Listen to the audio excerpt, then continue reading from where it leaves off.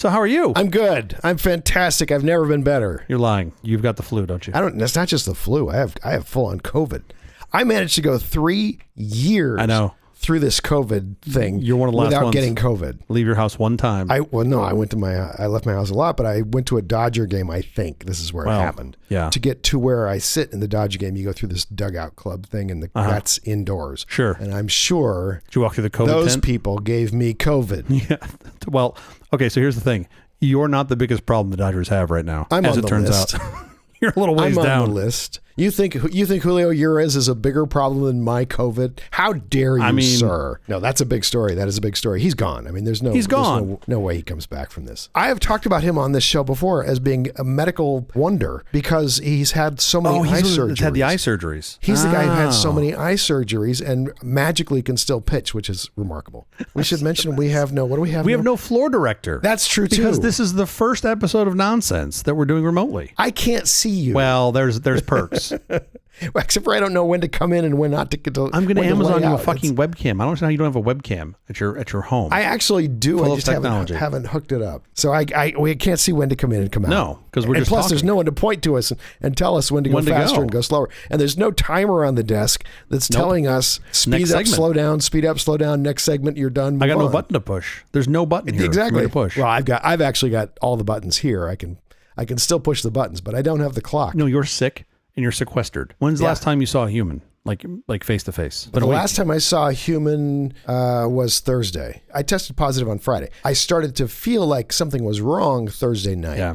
And so I stayed clear of everybody starting Thursday night. Okay. Well, that's why I'm not recording with you today. The world basically for me stopped so many days ago. Although there's a hurricane coming up. I know about that. Do you have... I know about like breaking news, like more than I've ever known about breaking news. Yeah, but that's just a Category 5 hurricane. When you get to the hurricane, then wake me up. All right. The hurricane? No, this thing looks real. It's like 170 mile an hour winds. Lee. Hurricane Lee. In the Atlantic. It looks like it's going to come in as a Category 5, they're saying possibly. The scale doesn't go past 5, right? No, that's it. That's it.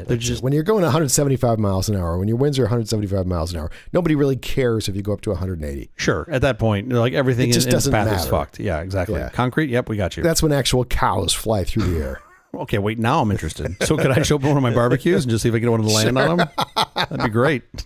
Just land it over here. If one of us would count down and point to the other, maybe we could get out of this open. I can't point to you. You don't have a webcam. I guess technically I can because I have a webcam. You have a webcam. You can point to me. Somebody say 432. That's a hard job. We've always had to hire that out. I've only seen my dog, by the way. My dog is like my dog thinks we're camping or something together. This is the happiest my dog has ever been. He just thinks you really miss him and you're hanging out with him. We are just bonded. I mean, he wants to be touching me now constantly. Yeah, I remember the Pixar movie Up. What if he had the little collar where he could talk to you and he was just like, shower. Just shower. That's all he says. You're like, you think Barkley's like saying good morning. He's like, shower. Just shower. Please shower. Please shower. Shower. No, seriously. Please shower. Like, my sense of smell is 10,000 times better than yours. Please shower. I'm sure that's what he would say. I'm cautiously optimistic that you're not going to have any long COVID symptoms. Oh, I hope so. I hope not. Yeah. I hope you keep the voice. I'd like you to keep the voice if that's possible. I'm not in love with the voice. I am when I wake up and first thing in the morning. Man, then it's cool. Then it's great. I wake up in the morning and I sound like Sam Elliott. That would be amazing. But it goes away fast. Yeah. I get to sound like that for about 20 minutes every morning. All right. Well, let me be the one to say it if you're not going to say it so that we can get out of here because I got Thai food coming. I've heard this story, but apparently it's coming from Thailand, so it's not going to be there for a while. When you taste this one day, you'll understand. This is really good. It will be very clear. They bring it over on the G550 and just drop it off at your house? Pretty much. Nice. It's amazing. All right. So I will see you on the other side of the music in 4, 3, 2. There we go.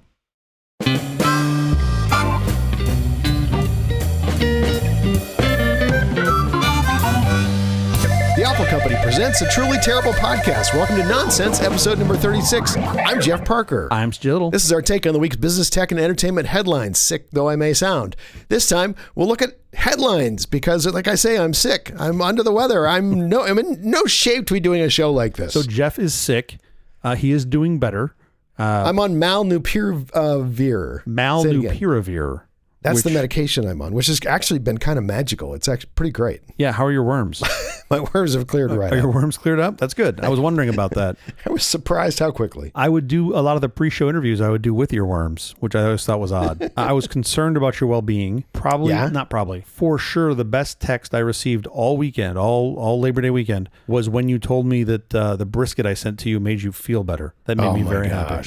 That was I took a taste of that. It was just absolutely delightful. By the way, that sample you sent over fed my entire family. Did it really? Yeah. I immediately felt regret that I didn't send you enough. I was like, oh, I should have sent more. Oh no, it was perfect, and it was so good. I'm under the weather. Did I mention that? You are under the weather. We did. But I'm still planning on being well in time to watch the iPhone reveal. Can you not watch it if you're not well? Well, I don't want to spread my diseases. This is this is actually something that happened. In order to get the Molnupiravir, say it for me. Molnupiravir. In order to get that drug, I had to have a telehealth session with a doctor at UCLA, not my doctor. My doctor was on vacation. Sure. The wonderful doctor, very smart woman who I had this with, was sitting alone in a room doing just telehealth visits after telehealth visit after televisit, or just video calling on the phone. The entire time she was on the phone with me, she had a mask strapped over her face and her nose. And I thought, well, now that's being careful. That's no wonder I got COVID and she didn't. Did you sneeze on the phone a couple times just to see what would happen? She'd have run from the room screaming, I'm sure. Cover your face. Come on. I feel bad for those doctors because they've seen the absolute worst of COVID. Yes, they're in the middle of all of it. Any predictions on the iPhone unveiling on Tuesday?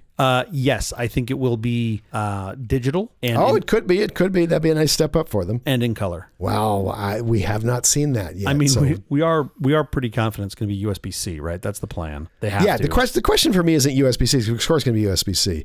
Because they have to. I mean, the EU has demanded it. Yeah. But I think the interesting part about it, I don't think there will be the big. Everybody's saying people are going to be really upset because they have to change all their connectors. Yeah, but they're changing it to a connector most of them already have. So I don't think most people are going to care. I know Tim's a listener to the show. What I hope Tim has already planned for is that he'll just have Oprah there. And that she'll just like hand out USB-C cables to everybody. You get a cable, and you get a cable, and you get a USB-C cable, and they just go to everyone. Would like to know what the over-under is on what they call it, because I would not be surprised if the magic USB. Exactly. They're going to rebrand it, and it's going to be like this thing that Apple invented. And you're like, really? And I want to know if they put something in there so that it detects whether or not you're using their USB or not, or just a random USB, and it won't work with the random USB. Yeah, I mean, for like if they've gone beyond spec and just created something that stops it from working. The big thing I think Apple users are going to love it for is quick charging. I bet you they can boost their charger now finally up to like 35 watts or something. Yeah, everybody charges via MagSafe, which is already a lot faster. MagSafe is not faster. What are you getting out of your MagSafe? Faster than the cable. Your MagSafe is charging you at what? I think 18 watts. 15 watts. Is it 15 watts? So that's not faster than 35. No. That's definitely not how numbers work. You're right. It's 15 watts. I just looked it up. Apple has an excuse that they want to preserve the battery. They have an excuse that they want to have a phone that eventually has no ports whatsoever. So at first I was very much opposed to that idea. Yeah. I'm still opposed to it. I'm less Getting your data in and out is going to be so much slower and so much less reliable. Not for me. I mean, my data is all cloud centric. I'm never using a cable for data. Well, no, think about the huge video files you can shoot with the iPhone now. Okay. And those files are giant. Yeah, that's true. I mean, that's a good point. 2 gigabyte files. You can really shoot some enormous video files. Getting them in and out of the phone is going to be a challenge if you don't have USB. Even Wi-Fi 6, it's not going to be super fast. No, it won't be fast at all. Yeah, that's an interesting point. I didn't think about that. USB-C Thunderbolt, keep it on there. I love Thunderbolt. Man, I love Thunderbolt. It's great. Where has Thunderbolt been all of our life? It's been locked up in Intel's labs with a big fee behind it. And then they just opened it up and said, you know what? Everybody take this. Weird. Once they did that, a lot of people started using it. They just started appearing on everything. And it's the most wonderful, spec. Do you remember when we went to USB 2 and how cool that was? Oh, yeah. Right? Like 10 times faster, something like that? No, I think because it was 12 megabit to 480. Yeah, it was a big jump. It was like 40 times faster. Like it felt like you just went from nothing, from basically mice to being able to move data, right? That's all it was. Like basically the USB standard was mice and printers, and then you got real data speed, and now you look at 480 megabits and you're just like, whoa, that's so slow. I don't want to go that slow. Yeah. All my cables now, because I have recently weeded everything out, are all the 20x cables. They're all doing the that's smart. Whatever 20G. What is it called? Oh, I don't know. There's the USB 3.2. And now I have, I have the some Thunderbolt mixed in, and I really like Thunderbolt. The watch is interesting to me because I feel like every year I'm like, there's nothing they can do to make it better. And then I get it and I'm like, oh, well, that's a little better now. They add more sensors. Yeah, and like... By the way, even Google on the Pixel is putting a new temperature sensor on the back of the thing. I don't know why. On the back of the Pixel? Yeah, the new Pixel's going to have a temperature ambient... sensor. Why? I don't know why. I have not seen why. I've only seen the schematic that was released today, and it had a thing that said, this is a new temperature sensor. Is this so it can report on my ovulation cycle? Yes. Is that what they're concerned about? In particular, they were concerned about your ovulation cycle. If they've met my kids, trust me, I'd be concerned about it too. Sure. It is National Cream-Filled Donut Day. I was going to move on from the Apple thing. Am I rushing you? Yes. I can't see you. I can't see to see if you're still going. We've only been recording for 12 minutes and we're 4 lines in. Yes, you're rushing me. Yes. So sorry. National Cream-Filled Donut Day. The one day we don't have donuts together. Isn't that funny? Out of half a year of doing this, the one day we don't have donuts together is National Cream-Filled Donut Day. We have had a buffet of donuts. Of donuts every single recording session, and this one we're not even together. I almost Ubered some to you, but then I was like, no. Oh, that's hilarious. I did think about it. I did consider it. It's also National Food is Medicine Day. Health and food organizations use the day to raise awareness about the barriers to good food in the U.S. The campaign points out that low-income families have obstacles to get the healthy foods they need. Yeah, this is terrible. Like, you look at urban maps and the closest grocery store you can get fruit at, it's like 1.5 miles away or something ridiculous or farther. It's nuts. Meanwhile, I've stuffed my face today with Love to Eat Thai. You shill. When in Los Angeles, be sure and swing by Love to Eat Thai. One, your voice is breaking. 2, you really need to get a referral code because I feel like you could have a free yogurt in no time. It's Jeff19. When Jeff has COVID-19, be sure and get all your Love to Eat Thai. You always want to work the COVID-19 into your food discount code. That goes over really well. I love that you're shilling a Thai food place and I'm shilling LASIK. 4 Michelin mentions. That's pretty impressive. Super impressive. I mean, they do make tires, so I don't know what they know about food, but they seem to know something. That's how the whole thing started when they were... It all started with tires. Selling tires. They wanted to get people out on the road, and so they made a guide for different food things that... It is kind of crazy, right? It is. And the fact that both of those things still exist, right? The guide and the tires themselves. Michelin's still making tires. The world we live in. How's your week going? Good. We had the holiday week. So we had the little Labor Day. Usually I like to throw a big Labor Day party, a bunch of people over, do some barbecue. You got COVID on the rise. I wasn't feeling it. Is that true? Oh yeah, COVID's on the rise for sure. You're proof positive. I had no idea. It's not terrible, but I thought COVID had all died out. Nope. It's still here. It's actually back. It's retro COVID for those of us who are of a certain age. Yes, it's COVID with flannel and baggy jeans. But I made a brisket, which I alluded to earlier, which is interesting because anybody that makes barbecue will tell you the barbecue is done when it's done. You just can't predict. Yeah. And I don't do it consistently enough to know when I have different variables how it's going to end up. So I predicted somewhere between 16 and 18 hours is how long this cook was going to take. And then I wanted 3 hours or so to rest. I ended up putting it on at 4:30 p.m. and it was done at 5 in the morning. So I was up at 5 in the morning. Dealing with it. It's about a 14-hour cook, give or take. Somehow Aaron Franklin has done this enough times, 102 times a day or something like that he knows pretty much how he can hold a piece of meat and make a very good guesstimation as to how long it's going to take. That's 10,000 hours, right? I mean, you do anything for 10,000 hours. Oh, he probably way over 10,000 hours. I'm sure 10,000 hours. He makes Have you seen his masterclass? I haven't done his masterclass. Somebody got me a subscription during the pandemic and I never used it, which I was disappointed in myself by. I have a subscription and I had not used much of it until I got COVID. Did I mention I got COVID? Yeah, you mentioned it briefly. And now I've gone through everything. Have you really? I'm mastered everything. Are you like Keanu Reeves? Do you know Kung Fu? Of course I know Kung Fu. I also know how to make the best sourdough bread. Oh, really? Well, what do you do? I can take photographs like Annie Leibovitz. You're stuck. Well, you always could do that. You're stuck at home. Make some bread. I want some bread. The problem is that I have a child who goes down and uses the kitchen. Now, tomorrow I don't, so maybe I could make some bread. Well, he'll eat the bread. Let's get to our headlines. Let's do it. Hurricane Lee forms in the Atlantic, threatening to be a major storm. You know about Hurricane Lee? I've looked online. We mentioned it earlier. Yes, he looks very pissed off. Very dangerous storm by the weekend, although he'll still be out in the middle of the water. Yes, but he'll pick up some speed as he gets over that warm water. The last thing I saw was that they anticipated it could get up to 175 mile-an-hour winds. Video and audio calls are coming to X. which means they're coming to Twitter. Wow, that's some real pioneering tech they've got there. Elon Musk has announced that it will work on iOS, Android, Mac, and PC. No phone number is needed. That doesn't sound like a vapor at all. It'll work on everything as soon as we build it. I don't think any of this is particularly difficult to build. No. It does not sound, especially if you're using a WebRTC solution or something like that, where everything is all done for you. But the thing is, I would never use any service that gave me texting or video calling or any of that wasn't open source. Sure. Because I don't know what you're doing with my data. Sure. I don't know what you're doing with my calls or what you're eavesdropping on. Show me your open source to make sure my calls are literally between me and my calling partner. Yeah. I'll be curious to see how this does. I kind of like the idea of having an identifier that's not your phone number, like this antiquated system. Sure. It reminds me of one of my favorite XKCD comics where they're talking about how it's ridiculous that there are 14 different standards and that they're going to invent one to unify all of them. Yes. And then it says 6 months later, there are 15 standards. Always. So now I have yet another way. Like finally, I feel like Skype died, and now I have yet another way that people are going to try to contact me via X. I can be reached on Signal. Much you and I are talking on Signal right now. We are, and it's working well. I got to say, and it's open source, so it is. That's the only way I would do this. Yeah, it works well. I got to say, 2023, you've converted me to a Signal VoIP fan because it works well. It really does. It'd work better if you had a camera. Google leaks Pixel 8 Pro again with 360-degree preview. This is a 360-degree simulator. You can actually see what the Pixel Pro 8 is going to look like. 3 colors. It's great. The word leaks is it's such a clickbaity thing. Totally. Google releases stuff about their phone. They don't make a big surprise presentation of here's a phone you've never seen before, folks. They let you know the information as it's coming. They don't do what their rival does.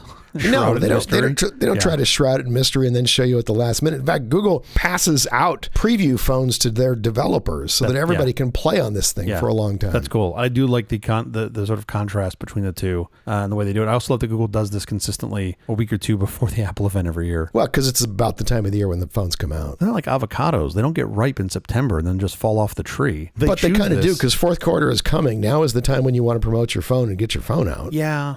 This is when you're going to make your money. Don't you want something that's more like Arch, where it's just like rolling updates? Like they're just like, okay, Tim made the camera better. Like here's one with a new camera. Software is easy enough to make rolling updates. Your hardware doesn't change like that. But it'd be cool if you could just like order the camera module and plug it into your Pixel 7. Somebody had one like that they were working on, where you could plug it all together, like the Tinker Toy phone. Yeah. It sounded to me like it was going to like fall apart in your hand. Totally. You sneeze and it just blows up. It looks like a garage sale at Radio Shack.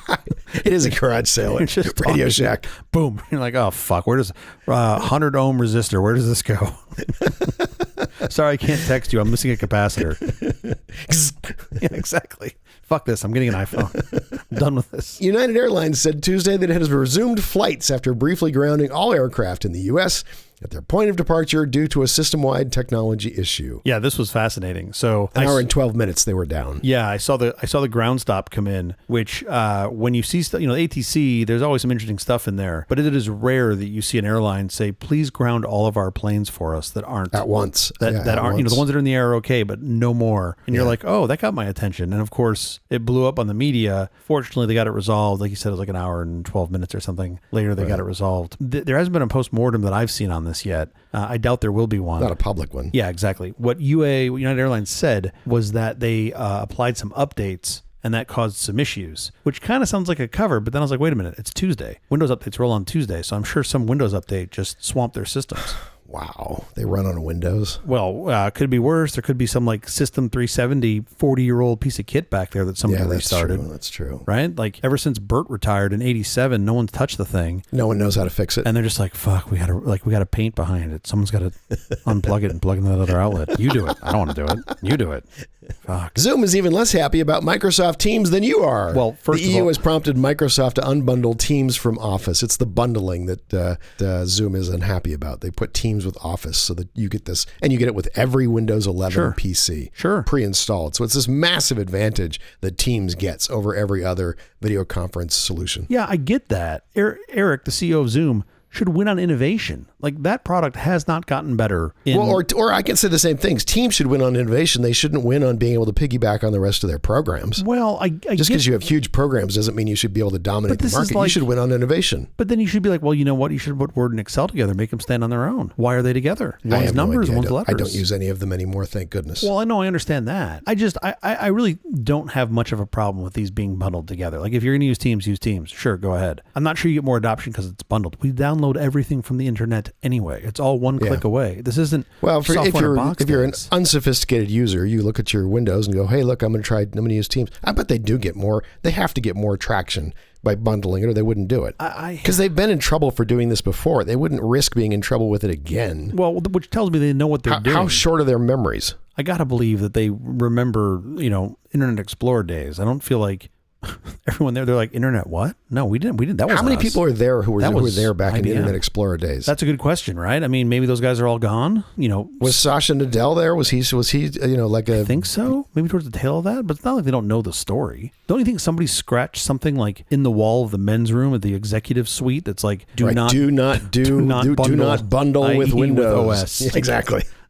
Dash BG 1997. Well, you could say the same thing about bundling in an Explorer, which obviously was, didn't go over well. How's that different than bundling Teams? To me, there's a bit of a difference there, right? Because you need IE to download IE. And obviously that was a different day. I almost feel like that one seems more acceptable to me, but I'm also perfectly fine with this.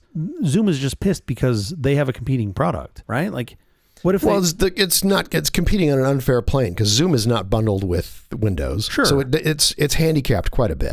But if I'm the guy that makes Bomb Sweeper and then they put Minesweeper in Windows 12, you can't be like, oh, I'm pissed off. You put this competing thing in there. Everyone's going to get it. Well, yeah. I feel like you got to draw the line somewhere, and I don't feel like it's at Teams, but that's just me. I understand your point. I have no idea. I have no dog in this hunt. I won't use any of them. I used to use Jitsi, which is pretty great. I don't know Jitsi. It still is pretty great. And then Signal got their, their video conferencing thing. I use Signal with a family call, weekly, and it's always just flawless. And by default, it's no relay, right? So it's all doing direct send to everyone. Correct. Interesting. So you're kind of crushing the. You can change that if you don't want. If you're concerned about your IP being out there, you can change that so that it's relayed. I'm more concerned about the bandwidth. Like the bandwidth of if you had 8 people, I got to send that stream out 8 times, and my uprate's usually terrible. My uprate's not great. I'm on Spectrum, and I never have. It's never a problem. It's never enough that I can slow anything down. Do you miss ESPN? I don't have Spectrum TV. I only have Spectrum cable. But that's a whole other issue. You want to talk about Spectrum and what's happening with ESPN? No. I don't want to talk about them at all. Do you want to talk about them? If you have because most people in Southern California have Spectrum cable. An awful lot of people do, and they have no ESPN. And it doesn't seem like that's going to resolve anytime soon. Although football season is right around the corner. If you're going to resolve it, now's the time to resolve it. I mean, it's not just ESPN, right? Isn't it like ESPN, ABC, like all the Disney? Nobody cares about the other ones. Really? ESPN is the one people ESPN's the only die one about. Yeah. If you can't see your college games, you are livid. Yeah, that's interesting. That really matters to you. Yeah. All those people can go out and get like a, what do they call it, Hulu Live subscription, and they can get ESPN. So they all can work around the system. They can all work around the troubles. I don't know how Spectrum reacts to that. Well, I switched over to YouTube TV earlier this year, and I got to say, I'm extremely impressed. I was on Fubo before that, and Fubo just felt like... And ESPN on YouTube TV works great. It works perfectly. Okay, so anyway, that's the Spectrum issue. The thing that I think you would keep your Spectrum for, if you have Spectrum and you want to get YouTube TV so that you can temporarily get ESPN, you're still going to probably want, if you're a Dodgers fan, you're still going to want Spectrum. Yeah. I don't know of a other good way to watch the Dodgers. I have DirecTV and I'm able to watch the Dodgers, but that's like one of the other options. There's not a ton of other options. Yeah, that's interesting to me to see how those deals go. Wasn't the Phoenix Suns earlier this year that went the other way? That's the deal everyone is watching. Yeah, that's pretty cool. Because of a bankruptcy issue, Bally Sports. It has fallen back to them, and so they've taken their rights back and they're doing basically their own thing, which is really cool. That makes sense. Well, we'll see if it's really cool. The idea is really cool. I mean, just have some standardized technology to allow them to deliver it, and they should all those teams should just own that. Why don't they? Phoenix is kind of a small sports market, so we're going to see if they can make this work. Pull it off. Yeah. Yeah. Phoenix is not a big market, so you're the amount of money that you can earn from it is much more limited than it would be for like the LA Dodgers or something. Seems like a place to start. Yeah, right. If they can make it work there, and it's by the way, they're being assisted from some people at an agency here, some very smart people who we know. They're doing the math and they're doing it right. Yeah, so cool. they've got every possibility of making that work. That's great. Government denies U-turn on encrypted messaging row, says BBC News. Oh yeah, this is great. Platforms like WhatsApp, Signal, iMessage say they cannot access or view anybody's messages without destroying existing privacy protections for all users, and have threatened to leave the UK rather than compromise message security. The debate has raged for several months, and for some it has turned into an argument about the privacy versus the protection of children. This is just another great example of you don't understand how the math works. That's what this is. I get what they want. They would like to be able to mass surveil people, and especially they would love to be able to find people who are going to harm children in some way. That's so what they're saying, in this case, not that they are always cynical about things, but some of these times I think they're just being cynical. They're just trying to get rights for the sake of getting the rights in advance. In this case, I think the people are well-meaning who are behind this. Of course. I just don't think they necessarily understand that there's no way to give decryption abilities to good guys and not have bad guys get them too. Yeah, exactly. They're insisting. I think there's an actual quote that they're insisting that they can have both, right? They can ensure privacy for everyone and protect the kids. And then was it Meredith Whittaker, right? The president of Signal had said that this is, quote, magical thinking, and that it is magical thinking. She's 100% right. Yeah. We did. I thought we put this to bed with the Clipper chip 25 years ago, but apparently we haven't. Do you remember the Clipper chip? How much do you remember about that? Didn't it go in front of Congress? Didn't Congress try to debate this? Well, sure they did. I think, and finally the Clipper chip came out. This was the Clinton administration, and they were pushing this Clipper chip, and I think it was out. I don't remember the details. In my mind, it seems to me it was on the market for 7 days before it was hacked. Oh, I don't even know if it made 7 days. It was some incredibly short amount of time. Yeah, that's what's crazy to me. We're going to just embed the key in a place they'll never look. They'll never find it. And it's under the mat. Under the mat. He put the key under the mat. It's in the freezer. They can't get to it. It's in the freezer. It's what? Guys, we've done this. It does not work. You need to understand how the math works. And then, of course, somebody shows up, with a black towel wrapped around something, and he opens it up, and it's a fucking quantum computer. And then you're just like, oh, well, it's all over. Now everything's available. Well, everything is available. That if it's going against a regular computer, but the minute you have quantum computers, you're encrypting with quantum computers too. So it's an arms race. Yeah, you stay current on both sides. You will have encryption going forward for the rest of humanity. Yeah, but then you've got that brief moment there where if you only have the thing that undoes everybody else's where you're lock, underpowered. But that is a brief moment. That doesn't last for very long. And part of what helps there is things like Signal, where every single message is encrypted with a different key. Yeah. So yes, even with a quantum computer, there's a certain cost to decrypting a message. Sure. So as long as you and I are sending enough messages that say, hey, you want tacos? Yeah, that'd be great. Sure. Innocuous, nothing messages, and they're just billions of them. Sure. As long as that keeps happening, it just makes the task that much harder. Yeah, signal noise, right? Right, exactly. This is how naive I am. I really thought that we had sort of the cryptography thing had been resolved. They had just, the folks that don't understand cryptography had just learned you can't put the genie back in the bottle. Right. And that's just the way that it is. But I think what happened, this is no magic insight that I have, it just seemed like once the masses got that, right? When it was just RSA and PGP and you had to be a nerd in a cave, all right, the nerds can keep the fucking encryption. But then once everybody got it, because there was nothing they could do about it. Part of the problem was in that encryption bill, cryptography was classified as munitions, but you could still export cryptography if it was in a book. So you could teach other people about cryptography. So what they did was they started making the code and publishing it in books, but in the best font that could be scanned by computer readers. Totally. So that they could just, basically they were exporting the code and using paper as a means. I knew the munitions bit. I didn't know that didn't apply if you publish the code in a book. That's fascinating. Because for academic reasons, you got to be able to teach people things. You're not a caveman. Come on. Well, I am. I couldn't. And so they would literally print the books in the most machine readable font.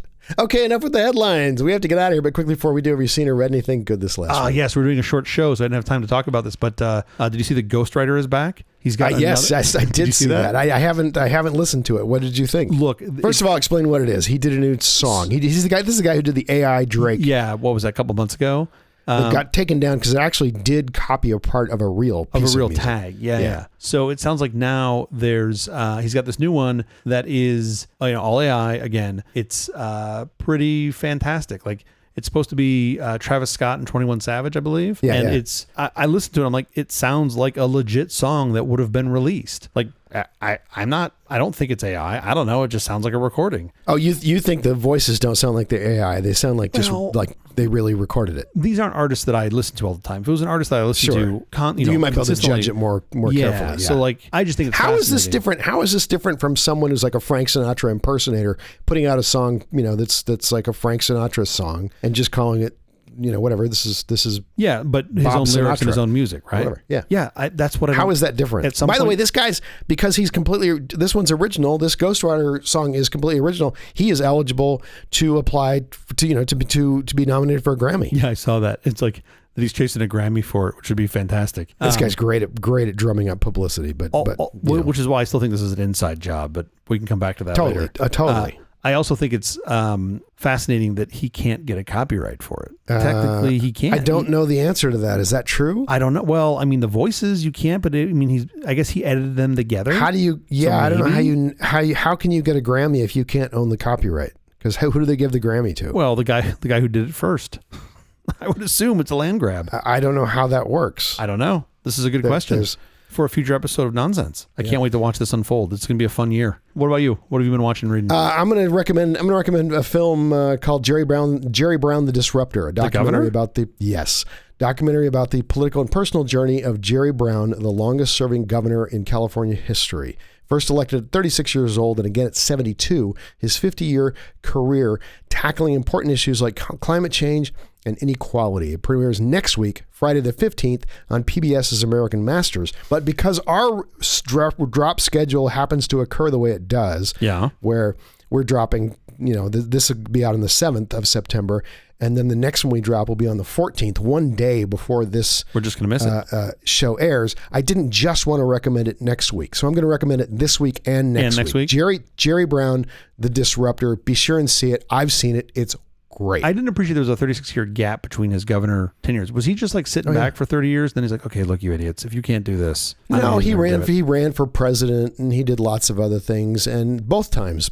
he ran, California was in real financial trouble. Bad shape, right? And and he was the guy who came in and did the serious cutting and got us back on track both times. Really saved California both times. That's impressive. I'm impressed by Jerry. Jerry is an impressive guy. He's a little bit of a strange guy, but he's an impressive guy for sure. That's the episode. Thank you for joining us for all this nonsense, a truly terrible podcast from The Awful Company. Visit us on the web at nonsense.productions. I'm TJ Little. I'm Jeff Parker. If you like this program, please follow, download, subscribe, and like at Apple, Google Podcasts, Amazon Music, iHeartRadio, Spotify, our favorite Overcast, or wherever you get your podcasts from. Podcastindex.org. Special thanks to our floor director, who we didn't have. No, wait, I was the floor director. Special thanks to our floor director, Sicky McSixick. Have we already basically laid off that job? Have we already cut that job out of Nonsense's budget? No, we haven't, no, but we did have to not have one today because I'm contagious. But we did just fine, as far as I know, without one. It worked out fine. Sure, we might save some money. My kids are going to be so pissed that they can't work here anymore. I'm going to have to send them back to Nike. They put the anglets on. That's their job. Oh, well, that's good. That's good. We'll be here every Thursday morning for more nonsense. Please join us.